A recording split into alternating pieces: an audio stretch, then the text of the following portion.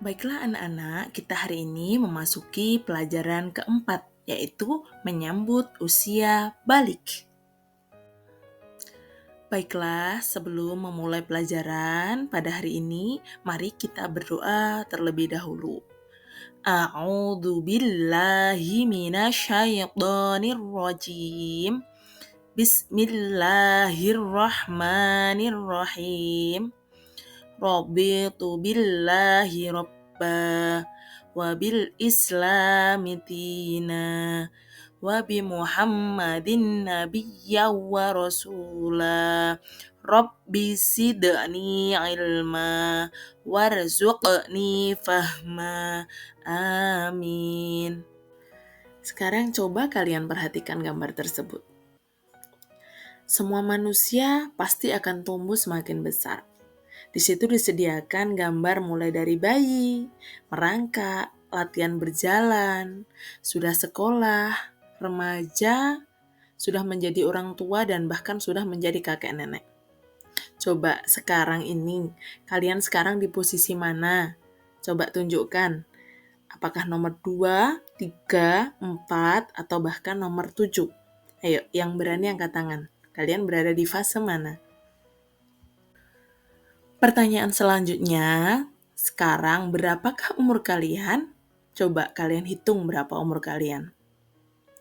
Lalu, bagaimana perubahan bentuk tubuh kalian sejak kelas 1 sampai kelas 4? Pastinya ada perubahan kan? Apakah kalian merasa masih anak-anak ataukah sudah besar? Tentunya kalian mengalami perubahan badan dan mental sesuai perkembangan usia kalian. Mulai dari yang dulunya menghilangkan ingus saja tidak bisa, sampai sekarang kalau ada keluar ingus, kalian sudah malunya minta ampun. Nah, kita akan belajar tentang tahap perkembangan usia yang sangat penting, karena berhubungan dengan kewajiban kita terhadap Allah Subhanahu wa Ta'ala, yaitu materi tentang menyambut usia balik.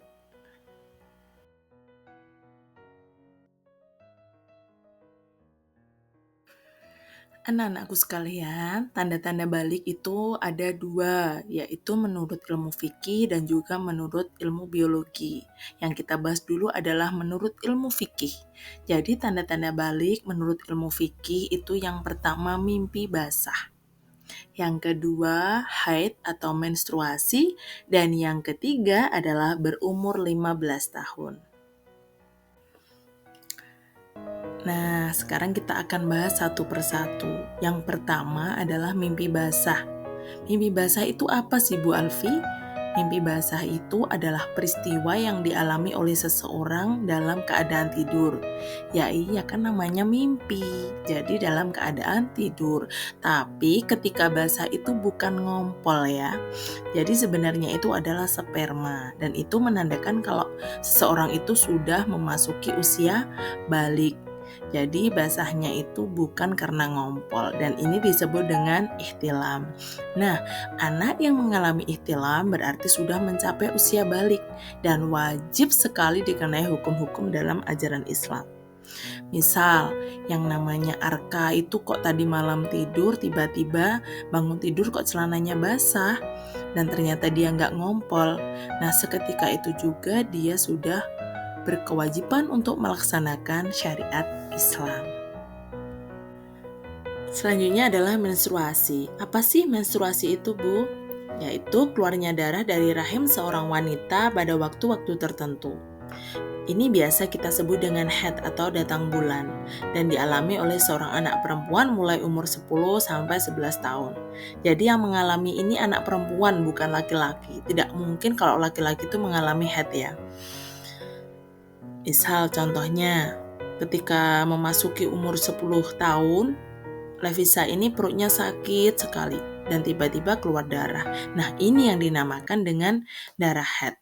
Jadi banyak gejala yang dialami ketika haid, bisa sakit perut, nyeri di pinggang, emosi yang meledak-meledak, ada juga yang normal-normal saja. Dan semua itu harus kita syukuri ya.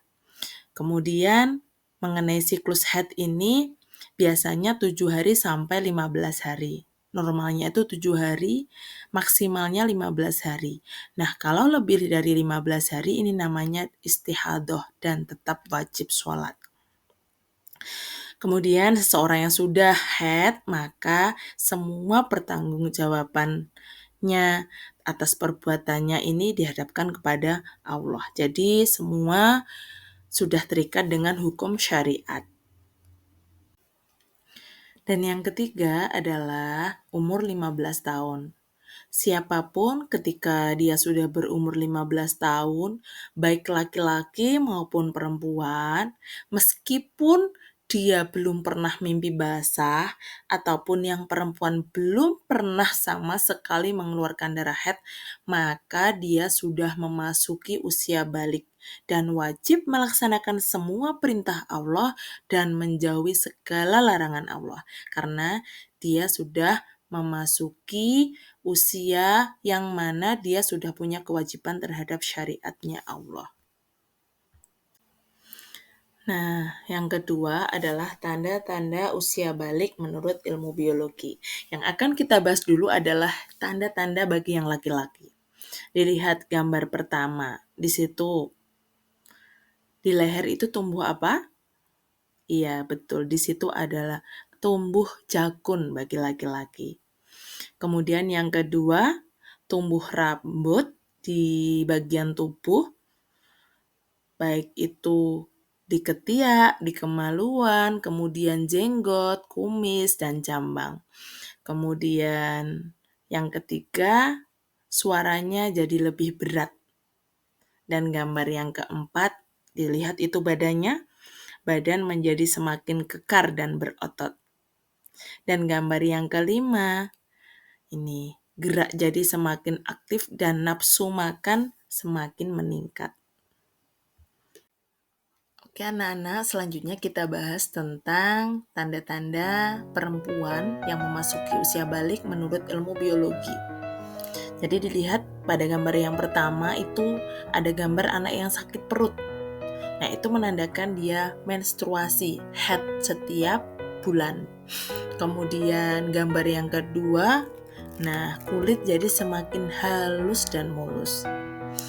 Dan gambar yang ketiga itu ada tumbuh rambut di bagian tubuh, bisa di ketiak dan juga di kemaluan. Kemudian gambar yang keempat, nah dilihat gambarnya, pinggul dan dada semakin membesar.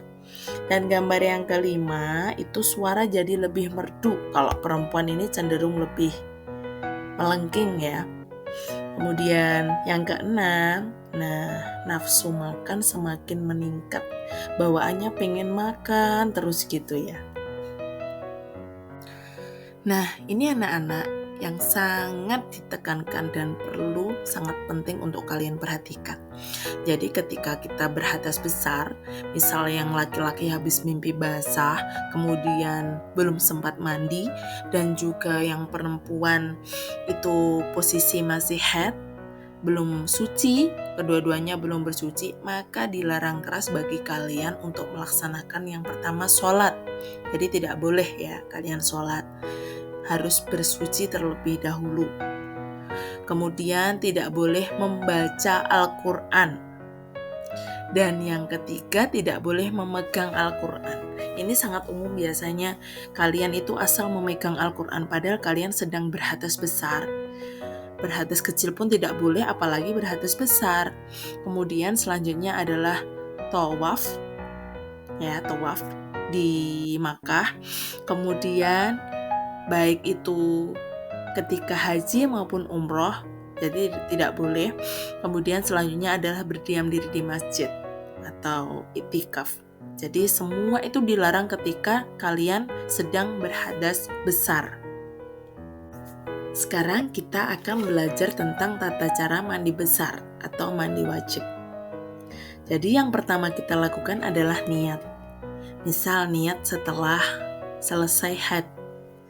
Nawaitu ghuslal li raf'il hadasil akbari minal haidhi fardalillahi ta'ala.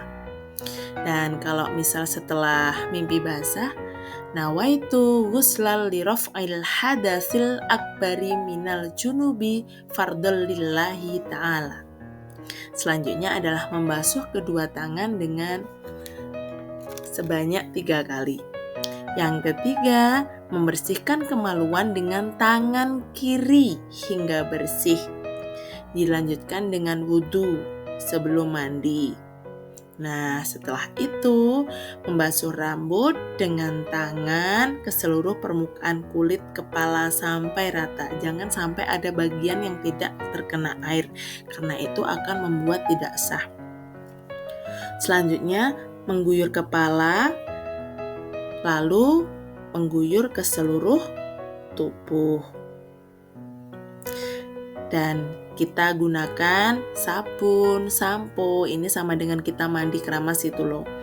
Tapi semua bagian harus terkena air, harus bersih. Dari kepala sampai ujung kaki, kuku, ketiak, bagian yang tersembunyi harus dibersihkan. Kemudian yang terakhir kita wudhu lagi. Kenapa kok wudhu lagi? Untuk memastikan bahwa kita masih terjaga wudhunya untuk melakukan ibadah selanjutnya. Anak-anak, setelah kalian memasuki usia balik, maka kalian punya kewajiban-kewajiban yang harus dilakukan.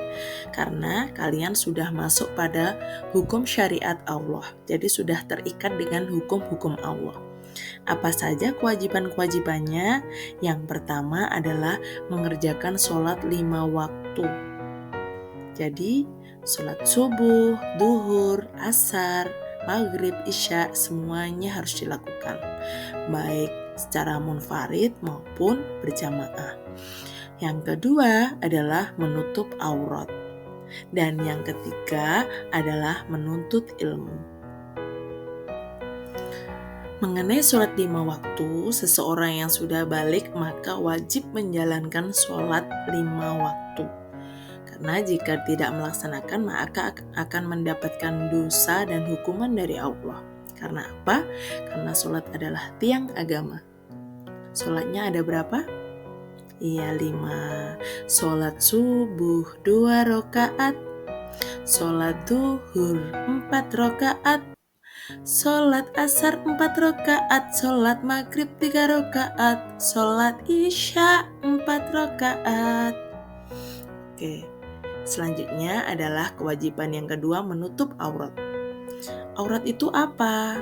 Merupakan bagian tubuh yang wajib ditutup dan haram dilihat. Aurat bagi laki-laki itu dari pusar sampai lutut.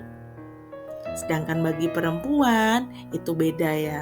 Jadi seluruh tubuh kecuali wajah dan telapak tangan. Dan itu semua harus ditutup karena haram dilihat bagi yang bukan muhrimnya. Kemudian kewajiban yang ketiga adalah menuntut ilmu. Ingat, thalabul ilmi faridatun ala kulli muslimin wal muslimat. Menuntut ilmu itu wajib bagi muslim laki-laki dan perempuan. Karena apa? Karena ilmu itu mengantarkan seseorang menuju kebajikan dan ketakwaan. Terutama adalah ilmu tentang agama Islam. Jadi semua kewajiban itu harus dilaksanakan ketika sudah memasuki usia balik. Oke anak-anakku semua, siswa-siswi kelas 4, ingat ketika kalian sudah mengalami tanda-tanda balik, baik menurut fikih maupun biologi, maka kalian harus melaksanakan semua yang diperintahkan Allah dan menjauhi segala larangannya. Karena kalian sudah terikat dengan hukum-hukum Allah. Melaksanakan sholat, menutup aurat, dan senantiasa menuntut ilmu. Semangat berproses! Ada kurang lebih yang mohon maaf. Akhiran kita tutup dengan baca hamdalah bersama. Alhamdulillahirrabbilalamin. Ihdinas syiratal mustaqim. Wassalamualaikum warahmatullahi wabarakatuh.